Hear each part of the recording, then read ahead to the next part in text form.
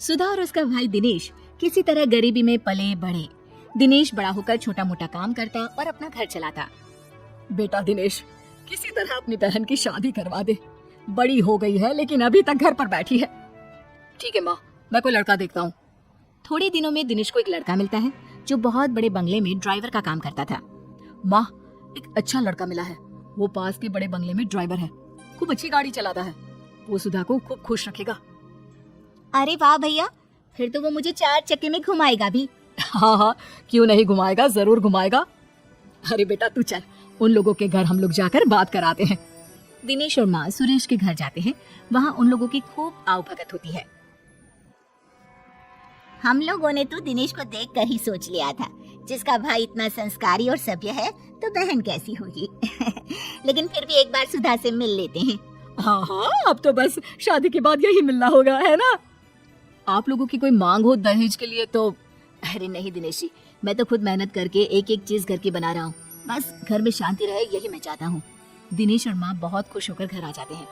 अरे सुधा, तेरी तो किस्मत ही खुल गई है। क्या लड़का है, माँ भी उसकी बहुत अच्छी है। कितने सीधे लोग हैं। माँ, घर में क्या क्या था? कितना बड़ा घर था, रंगीन टीवी थी ना, और लड़के की माँ ज्यादा चपर चपर तो नहीं कर रही थी ना? नहीं सुधा, ये सब तो नहीं था, लेकिन लड़के ने वादा किया था कि वो मेहनत करके सब कुछ घर में ले लेगा। बस उसे एक अच्छी लड़की चाहिए जो घर में शांति रखे। क्या कुछ भी नहीं था? नहीं नहीं, मैं ऐसे घर में नहीं करूंगी शादी। यहाँ भी परेशानी, ससुराल जाओ तो वहाँ भी परेशानी। अरे परेशानी रहना है तो मैं अपने घर में क्यों ना रानी बनकर रहूं? किसी और के घर में नौकरानी बनकर परेशान रहने से तो वही अच्छा है ना। अरे कैसी बात कर रही है बेटा, कल को दिनेश की भी शादी होगी, भाभी आएगी, तो क्या तुम सर पर बैठी रहोगी? तो क्या ये घर मेरा नहीं है माँ?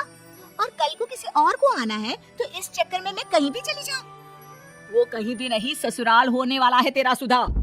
लेकिन सुधा नहीं मानती। पर माँ क्या करती, बेटी को घर पर तो नहीं बिठा सकती थी। दिनेश, पूछ अपनी बहन से क्या करे कि वो शादी कर ले। दिनेश बहन से पूछता है कि वो शादी के लिए क्या चाहती है। मुझे महंगा रंगीन टीवी, फ्रिज और एसी लेकर दोगे तो मैं करूंगी शादी। दिनेश क्या करता, इतना पैसा कहाँ से लाता? वो शांत होकर बाहर चला जाता है। वो रास्ते में जा रहा होता है कि उसे एक लड़की मिलती है जो सड़क के बीच में खड़ी होती है। अरे ये लड़की ऐसे क्यों खड़ी है? सामने से बस आ रही है, कहीं उसे कुचल देगी। ए लड़की, हटो वहाँ से। ए लड़की।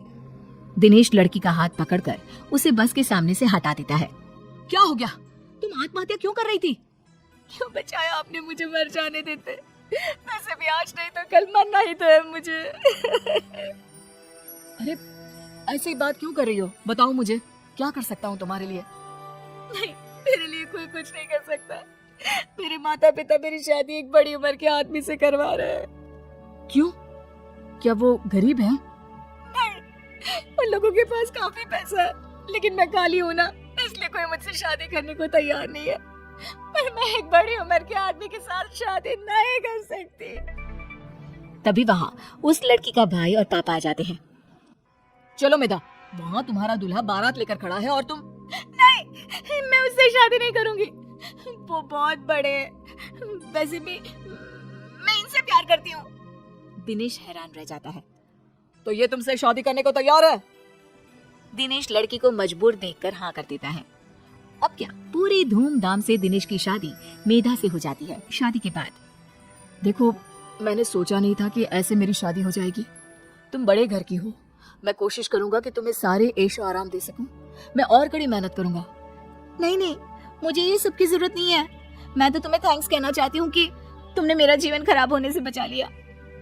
दिनेश और मेधा बात कर ही रहे थे कि बाहर सुधा की आवाज आती है। भैया जल्दी बाहर आओ, देखो माँ को क्या हो गया। दिनेश और मेधा बाहर आते हैं जहाँ माँ जमीन पर गिरी होती है। क्या हुआ माँ को? माँ को तुरंत डॉक्टर के पास ले चलते हैं। दोनों माँ को लेकर डॉक्टर के पास जाते हैं जहाँ डॉक्टर कहते हैं, अरे इन्होंने तो बहुत सारा टेंशन लेकर रखा है। दिमाग सारा दिन चलता रहता है शायद इनका।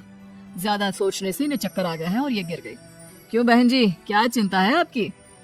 मीता को लगता है कि सास उसके कारण परेशान है, तभी सास कहती है, अरे मेरी बेटी बड़ी हो रही है, लेकिन उसकी लालच के कारण वो अभी तक घर में बैठी है। अच्छे अच्छे रिश्तों को मना कर रही है। अब जो हैसियत हम लोगों की है उतना ही तो कर पाएंगे ना। ये तो देखिए आपके घर का मामला है, लेकिन ज्यादा सोचने से तबीयत खराब हो सकती है। सभी घर आ जाते हैं। दिनेश क्या बात है, तुम्हारी बहन शादी क्यों नहीं कर रही? तुम तो जानती हो मेधा, मैं छोटी सी नौकरी करने वाला इंसान हूँ। थोड़ा बहुत जो मिलता है उससे घर खर्चा चलता है। थोड़े मेहमानों को बुलाकर खाना खिलाकर बहन को विदा कर दूं, यही बात है। लेकिन उसकी इच्छाएं और ख्वाहिशें बहुत हैं, इसलिए मैं उसकी शादी नहीं करवा पा रहा हूँ।